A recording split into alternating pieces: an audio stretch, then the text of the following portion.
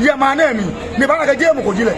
oh no ka we dey ba no ba fe ne ke fi ono o wa so le dwemu e ko ya ma Mantse obu ama bi ara chi ogbe ma bi o fa ma bi ni yo mi se fe obi ji ame e sa no troshi ni o alu o prefo kame na ba lo ti na baba kula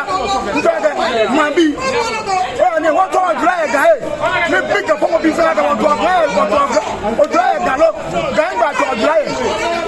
e wo e to se ba ga pa mu lo ji le e wo ya pa mu lo ji le wo mo ne e to dura o ta o bi kele o mo bi ne ko na ta o wa kan ko de du ne ba ye Mantse nu wa e ba na ko wa pale ko ha le be ko kle ba yi ko ko na ke je ko ji le aye si ko ti je mi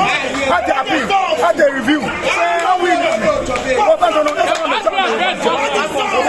a ko se na ke bo ye Mantse ti bi na wo wa ka Bortei du ko e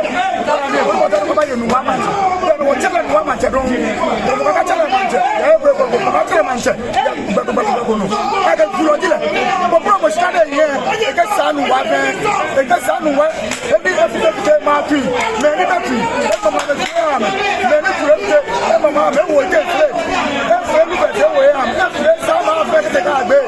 ba ta lu ni ka ma mi e wo no ni sa ni e bi ara fe alo asable me fe e fe fe ha me wo de ka ulo mo le ju ulo mo pa ni sa no na ya ma ne ko jo fe ro ko e o jo ulo mo no ka fi ko me jo no fe ne ulo mo le ko ni ulo mo ba ye afie e che mo e ka butashi le ko ka fe ko me na ya afie mo no be fe ulo o be se o ti de Mantse o jo mo no ko she wo mo bi le wo ga ka wo ga fe ye